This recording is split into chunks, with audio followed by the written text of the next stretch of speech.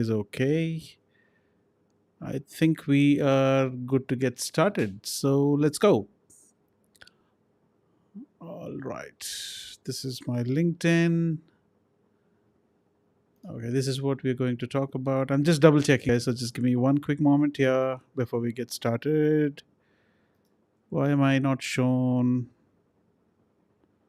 All right. So we are live. And my name is Casey, and I run AI powered lead generation agency, if you may want to call it. So what we specifically do is we work with businesses of any scale, and we try and help businesses to leverage the AI based solutions, as cliched as it may sound. But we specialize in lead generation aspects. We do anything from content to we do anything from paid your performance marketing. We also look at automations and AI powered automations for your chatbots, your lead gen, your content, basically anything related to AI powered automation. Now, if AI has been a buzzword. I understand most of you may already have started hating that word, but then that shouldn't be the case, right? No, look at where the world is headed, and there is nothing that remained traditional like the way it was before. So basically, the world is taking a step ahead, and if we have two choices, either we take the step ahead along with the world, or you remain in the back seat and look at the show and enjoy the show, and do not feel bad that you missed out on the train, right? Now, this session primarily is an afterthought after I watched a lot of content about how AI based businesses are shaping the world and how business landscape is I don't want to call it affected, but I want to say how business world has gone ahead and took kind of a turn with respect to AI, and how AI has seeped into corners that we never imagined. We never imagined we would stop hiring freelancers. We never imagined we could go ahead and churn out content like no man's business in a couple of minutes. A blog post used to take us a week. An image getting designed and approved would take us at least 2 weeks. Now look at things now, and thanks to tools like ChatGPT, Jasper, Copy AI, everything, we have tools in that can get this done in under minutes. Now you can have a social media calendar for the rest of the month in 30 minutes or so, provided you have certain things in place, right? So that is exactly what this session is going to talk about. Basically, what I want to tell you is gone are the days when founders are business people who also do media. Now we are all media houses who also happen to be businessmen, right? So basically, I mean, I'm pretty sure that Gary Vee would have had a sore throat trying to preach this way of life in the business world, but I think it is after all a reality today. So basically, if you look at things, founders are no longer founders; they are media houses who happen to be businessmen. So media comes first. So what you look at any business, and I have got some amazing case studies, and I'm also going to showcase some stats that I'm able to pull up, and you would absolutely love it.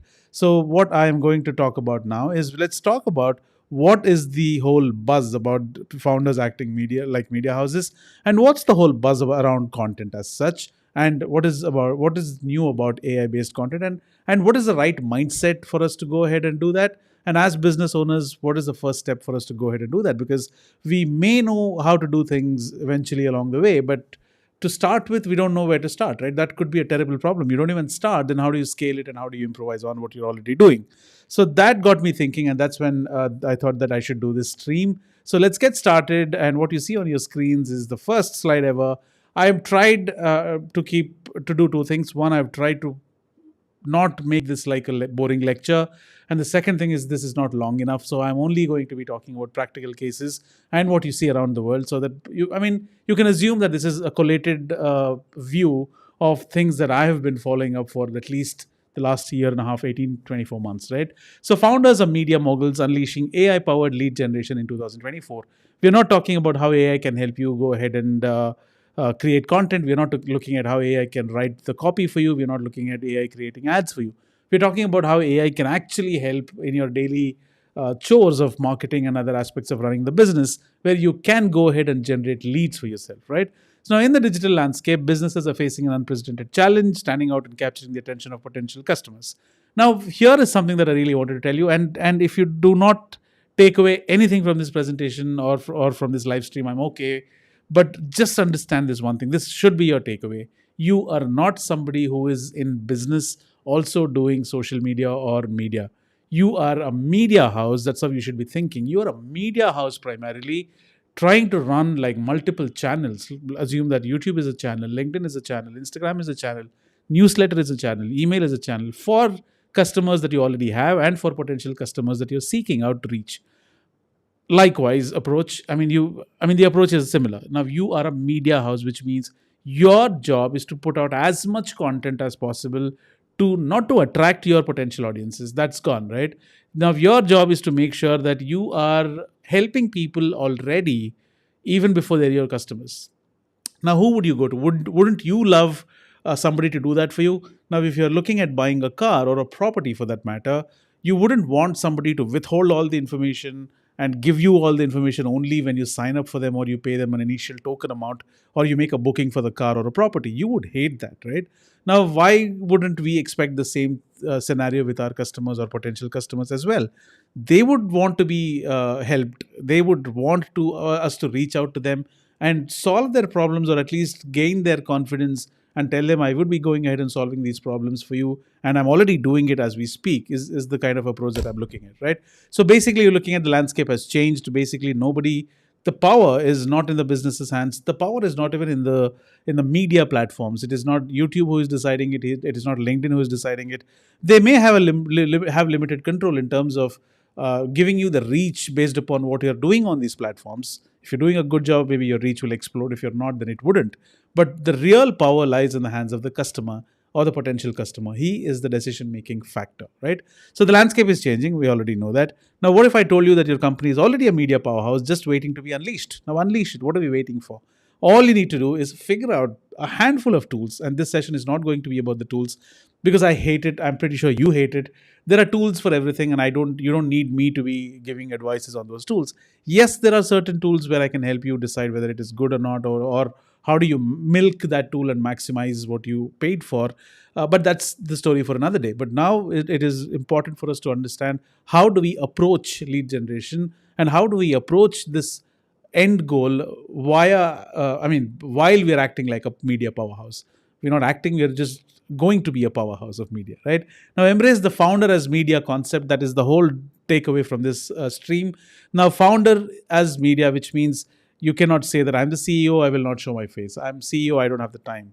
Well, you have to make time because your customers will buy into that, and that's what they are expecting. If you didn't know, they are screaming out loud while they're not saying a word, but that's the hidden intention, right? So you need to capitalize on that.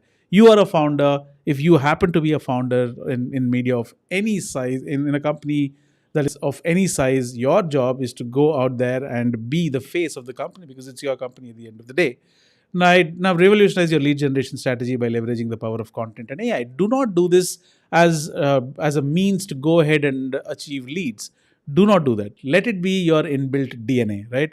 Make sure you are going to do that because not because you have a hidden agenda in mind, but make sure you're doing it because it is a part of your DNA. It is your structure, and that should be the lifeblood of your organization. Media should be the blood of your organization, right? Now, the changing landscape of business, shifting power to consumers, as I said, you are no longer in control. Platforms are no longer in control. Ad platforms are no longer in control, if you know what I mean. Because I still remember when I worked for Google, when businesses are like, I would pay any amount of money to go ahead or bid any amount of money to go ahead and show my ad onto the top. Well, thanks, but those situations are gone. Now it is much beyond that. People want to see you on social. People want to see how you tackle problems, how you help customers. People want to see if you are actually you're feeling it. Do you feel that is your duty to serve the customers?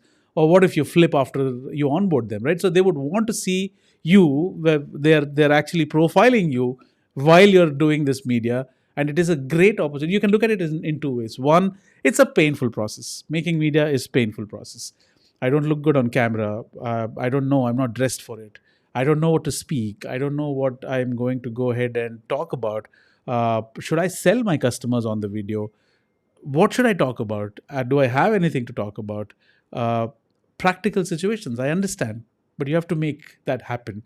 When you make that happen, you will see things unfold in ways you have never imagined. And my examples or case studies that I'm going to show you will give you that confidence that you should be able to do it from tomorrow. You don't need fancy gear. Just a phone should be able to do it. A phone and a webcam is more than enough.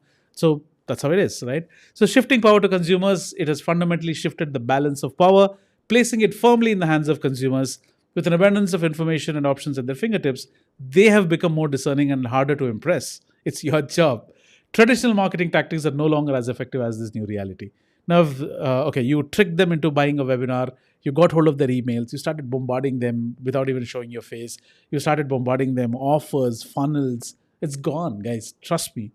If it is still working for you, you should be afraid it is still working for you, because it could go off at any, the switch could go off at any point in time, and you will have a tough time coming from. If anybody is having a good time with their business without doing media today, you should all be scared. You should be petrified. You should be freaked out, because shit's gonna hit the roof, and then things are going to unfold in ways that you've never imagined. So basically, if you're comfortable, start getting uncomfortable, because change your reality, because this is going to be the future. It is already the future.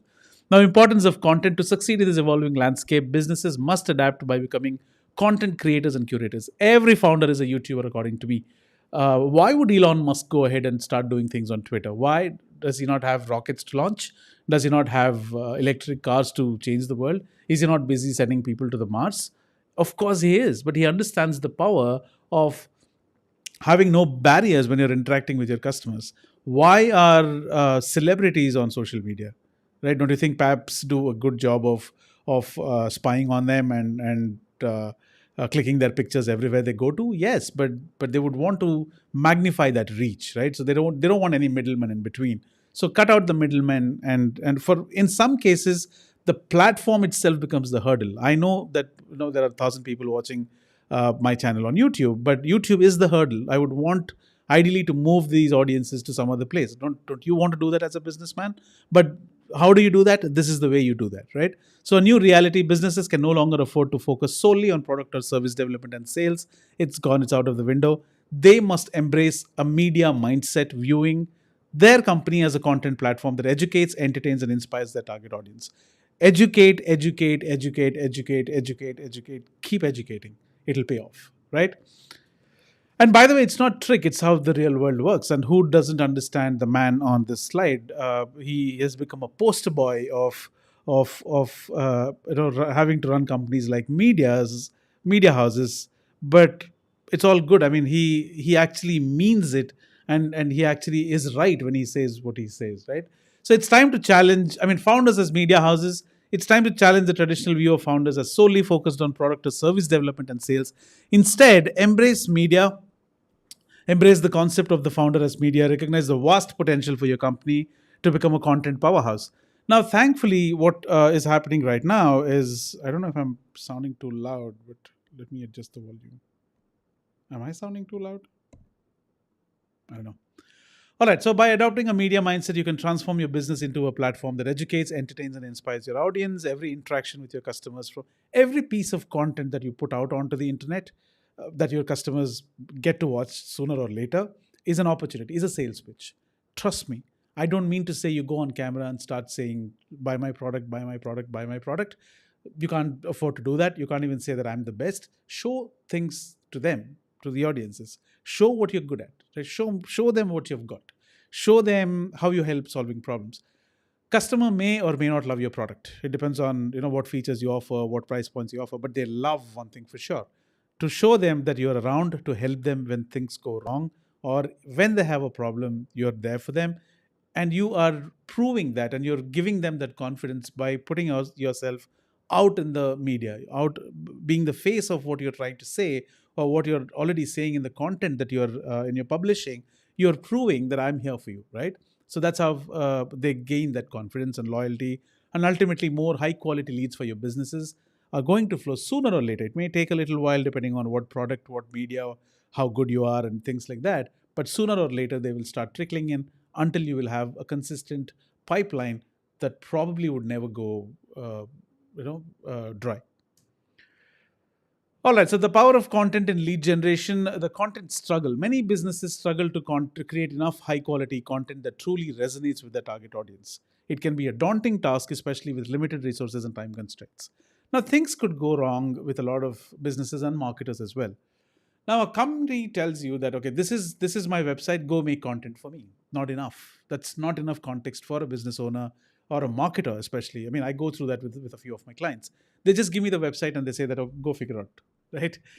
Well, I can, but of course I can't understand your 20 years of your run with this company in about 2 months or 2 weeks rather, to go ahead and make content for you.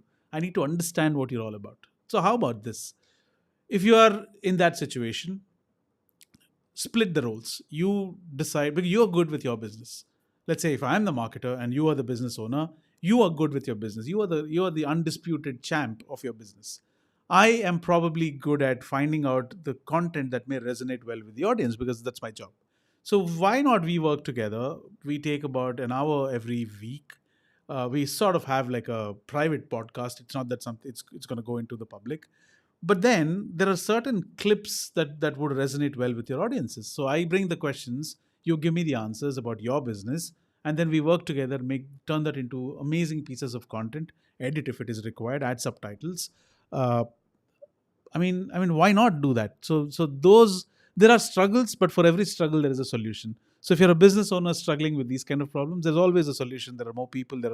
There are people like me who can go ahead and help you out with that, right? So many businesses struggle to create content which you don't have to, and you need to create content that resonates with the target audience. It can be a daunting task, especially with limited resources and time constraints. So why not do it in an organized fashion? You can go ahead and overcome this challenge. Successful strategies showcase the power of content marketing through strategies like blog posts, videos, and podcasts. You have choice. You don't have to be on video. You can write a blog post. You can write a newsletter. And you can leverage AI tools to go ahead and mask your face if you don't want to, with images that can be generated. Right? There are a ton of things that you can go ahead and do. Share real world examples of businesses that have successfully leveraged content to achieve significant lead generation results. Guys, you have been in business, you have served customers, and the only reason you're continuing to be in business, so that you continue to do what you're doing, is because you're good at something. You have a few customers, they are with you because you're good at something. Why not put that out in the real world? Having a tiny slider section on your landing page that says, view what our customers feel about us, or this is what our customers feel about us, or testimonials and case studies. Why not speak about it? Why not demonstrate what you have done? Why not take time and educate your audiences about what the problem was, how you dealt with it, and what was the solution, and what was the end result? As simple as that, right? It could be simple. The only reason when it is not simple is because we complicate it. There are no two ways about it. It is complex because we complicated that beyond belief, right? Now, all right, what else? Leveraging AI for content creation. As I said, I'm not going to be talking about the tools, but then there are too many tools to go ahead and do that for you. Get the strategy right, tools will follow, is what I always believe in. So, addressing content challenges. Don't make content about what you did this morning, how did you run every day to focus on your job. It's not about you, it's not your daily vlog. You should be talking about where the industry is headed. If you are somebody who is a doctor, if you're somebody who is, let's say, an orthopedician, your job is to make sure what are the pros and cons of people who are getting those knee surgeries done. What are post recovery methods? I mean, give them something that they can use on a daily basis. I mean, teach them how to do physiotherapy at home. Some hacks, some small exercises that you could demonstrate. It doesn't have to be life changing, or like a prophecy. It can be simple things. Now, addressing content challenges. So you find out pieces of content like that, eliminate your resource limitations, be consistent, introduce AI as a powerful tool to overcome these obstacles. Explain how AI can help businesses create more relevant, engaging, and effective content at scale. Now, this is something you need to understand. Generating high quality content at scale is something that AI excels in, right? But what it needs to be using as an input is something that is a solid message that you would want to communicate, and what is the content that you're going to be speaking about. It can craft the content for you in the most efficient manner. It can generate images that signify or replicate what you're trying to speak, or what you want to show to people. But you have to input that content. It has to come from you, right? So if you say that you can't even do that, then things can get a lot trickier, and which is not a fun place to be in, right? Now, one thing which I have noticed with a lot of business people is Founders, when they start this content journey, find it very painful. It's like those initial days of hitting the gym. But give them a few days and they become so natural and good at it that I'm not saying that they don't need you anymore. I'm saying that when they start playing that game with you, you kind of elevate your game as a marketer or somebody who's an agency, right? So you start thinking great ideas. You start ideating more. You start making fun, awesome videos, right? Now nobody wants you to go there and speak to your potential customers about how a three-layered cybersecurity architecture is going to solve you using an app on your mobile phone. They don't care. What they need is what are the benefits and make it easy for them, make it fun for them, right? So that's exactly what you need to be doing. A collaborative approach, as I said, it is not here to replace you, but to amplify your content's impact and allow you to focus on strategy and creativity. Exactly what I said a few seconds ago. Now, when founders start playing a game at that level where they're consistent, they're churning out content, you help them what to make, and they're doing it for you, and you're taking care of the distribution as an agency or a marketer. Now things get very interesting because you get into a space where you see that okay, this is fun. How can I strategize it better? Now I know what content resonates better. How can I multiply on that? That is a fun place to be in. Case studies and examples, I will come back to you on this because I really have some amazing case studies. Resources and tools, I can share probably tools. These are just nominal tools, but we can go ahead and speak together, I mean, for hours when it comes to these. So that's not my focus now. So these are the tools. There are more than a dozen tools. Dozen? Okay, I must be kidding. There are at least 100 odd, 150 odd tools here. So you can go and this is taken from Smart Insights, by the way. So you can go ahead and explore these tools. But these are the themes, right? You have tools for content creation, personalization, automation, and lead gen, which is specifically what we help businesses with. Then you have embrace the future of lead generation. The content era, uh, future of lead generation. It is the traditional approach of you having to run campaigns, get people onto your pipeline. It is still there. I'm not saying it will never go away. It will never go away, right? Because some form of paid advertising will always be there because it is one of the oldest businesses, and if it has not altered, it has gone through a lot of iterations. But advertising was never dead, right? So if it hasn't changed in the last hundreds of years, I don't think it will change going forward as well. So I feel that things can be a little interesting uh, with that. But your traditional approach of having a funnel, getting people onto the funnel, spraying and praying, getting a ton of traffic onto your landing page, then sending them through a funnel is gone. Now the content era is you can do that, but with content. You can do that with content. You can have a content funnel set up. You launch a YouTube ad, right? And then make a video on YouTube and then publish it on your channel. See what is happening. And one of the most important things, groundbreaking strategies that I can tell you is most of the times the gold standard of what your next piece of content should be is right there in your comments, right under your nose, right? And if you don't have any comments, if you don't have that level of engagement, look at people who are doing similar stuff on YouTube. Look at their comments. Look at what people are asking them for. Just like we ignore things, most of these creators completely ignore what their audiences are asking them to go about and speak more about, right? It's natural because you're talking about a one man content creator or a YouTuber who has about 1,000 odd comments on all the videos that he makes. Now he would not have time to go ahead and do that one by one, and then that's where AI comes into picture, right? So you can use ChatGPT to go ahead and summarize those comments and come up with more ideas, right? So take care of the AI advantage that way. A thriving future, embrace the power of content and AI, and your business will thrive not just in 2024, but 2024 and beyond. It becomes like a lead generation machine that leaves your competitors in the dust because what is difficult here and why most of the businesses fail and don't do this is because they fail to start. The moment you start, things start taking a sweet turn, right?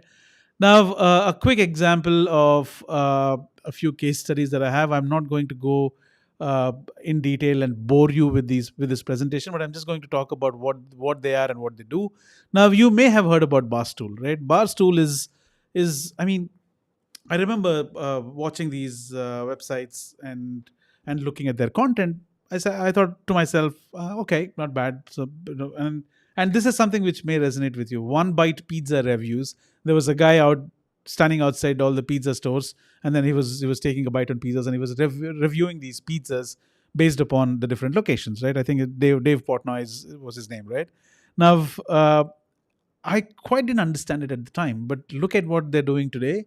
You will be surprised, right? So I need you to remember two things. Barstool Sports, it started out like a sports blog as such. Now look at what they have today. They have Barstool Sportsbook, which is a betting Platform. I'm not talking about a site. Barstool Gold, which is a premium content subscription. One Bite Pizza reviews, which is still going on, which is interesting. So remember that. I will come back to that in a second. Right, then you have Tim Ferriss. Who doesn't know this man? This man is probably somebody who has changed the game of podcasting, sorry. And he started doing podcasts when they were not even a thing, right? He did it for, if I remember, there's a book called Tools of Titans. uh, uh, I wanted to start a website with that name, but I didn't know what to do with it, so I left it halfway. But I read that book, and it is a collection of all the stories about all the giants who have done great things in their life. It includes Arnold Schwarzenegger. It includes the guy from Napster. I think his name is Sean. I don't know. Sean something, the founder of Napster. So this book was great. I mean, he had to interview people for that book, and it eventually turned podcast. Like it, that means it was podcasting, right? So great guy, great content. Huffington Post, who doesn't know about it? Then you have Refinery. Okay, then you have Sophia. Then you have Emily Wise building a community-driven brand, which is Glossier, right? Now you can just look at these things, and you will understand what I'm talking about. Elon Musk, the power of direct communication. I mean, if you need to get in touch with Elon, just hit him up on Twitter. That's as simple as it is. Take a step 20 years ago, and you had no chance of reaching out to a founder. Forget about reaching a founder. You didn't even have an opportunity to go ahead and contact your recruiter twice if you had any questions about a job that you had applied for. I've gone through that, right? So now that's all out of the window. Now things have drastically changed, and content became the interface than any other platform, right? All right, so Gary Vee building influence through omnichannel content. If I am talking about Gary Vee, if I speak anything about Gary Vee, then it probably is like insulting you, because you know so much about this man and what he's already done. So I don't want to do that. I'll just leave this open. You can pause it and go through what I've put down here. But these are some of the use cases that are interesting stuff. But I have taken two examples. One is I've taken Barstool, and I've also taken Refinery, just to understand a few web stats to see what actually goes in there, right? So Barstool Sports, which is, as I said, which started like a sports blog initially, brings about 7.1 million visits each month, or at least last month, right? Then you have countries that they come from are US and Canada. But look at their channel overview, right? There are a lot of people. I mean, if you have gone to Barstool like 4 times or 5 times, from the sixth time you will eventually go to their own website. You wouldn't go to their YouTube channel. You wouldn't stumble upon their content on the social channels and then go to the website, because you know these guys, right? So they go directly to the website. So the direct traffic of 55% of the 7 million that they get is from direct media, which means look at how much the content has penetrated. Look at the recall value. Look at the number of people going directly to the website. How did this happen? This happened in two ways. One is organic search, and one is social, right? Organic search happens when I look for, okay, sports betting. What happened to the sports match on so and so date? And then maybe a Barstool SEO listing came up, and I clicked on that. I went to the website. So that's organic, right? Now look at, I mean, organic search and social traffic are almost the same, and that is wonderful for me, because that means look at their channels. 70% of the social traffic is coming from Twitter, 20% from Facebook, Reddit, YouTube, Instagram, and other channels. Now, if this is not the power of content, I don't know what else is, right? So that they would have started from here. I don't think they would have gotten organic traffic as soon as they launched the website. But I can tell you one thing for sure. In just a few weeks or few months, with interesting content and with content that is hooking, these guys would have definitely got the traffic from social channels first, for sure, right? Because if I'm telling you that I remember watching those pizza review videos years ago, look at the recall value that they have, and only content can do that, and nothing else, at least at this point in time, right? All right, so that was Barstool, and then we have Refinery. I mean, they also have like great metrics on their YouTube channels and Instagram accounts. Now, 1.77 million subscribers, and you have like every 2 3 days they have content going on to their channels, which is long form, and then they also have shorts. Right, look at the views.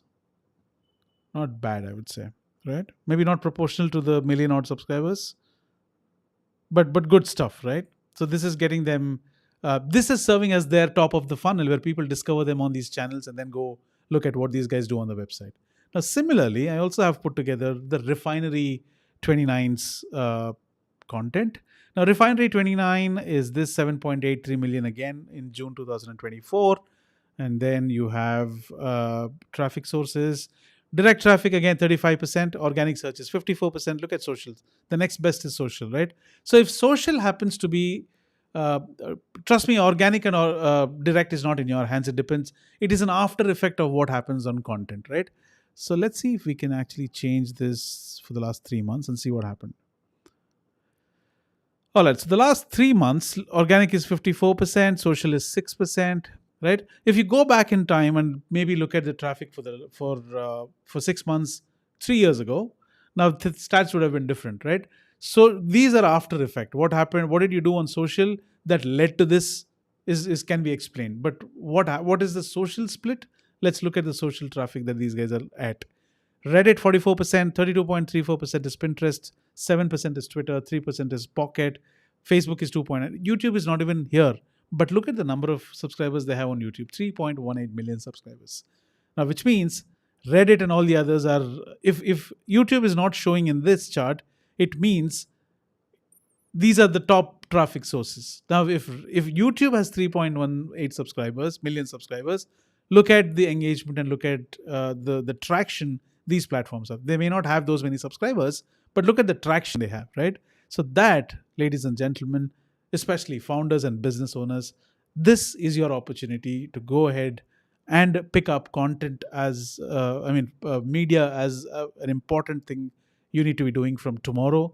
Else, you will risk everything and you will you will end up watching things from the sidelines. And I don't wish that for you, right? So if you have any questions, if you have any feedback on this piece of content on this stream, I am more than happy to take the feedback. Or if you want me to go ahead and make content about anything else, I would absolutely love that. And thank you so much for being patient all along. And if you have anything at all, please hit me up on kc@marketingthinktank.co, or go to Digital Titans, which is my YouTube channel, or just put it down in the comments. I will be more than happy to go ahead and serve you in any way I can. My name is Casey. You're watching Marketing Think Tank. You will see me again. Ciao.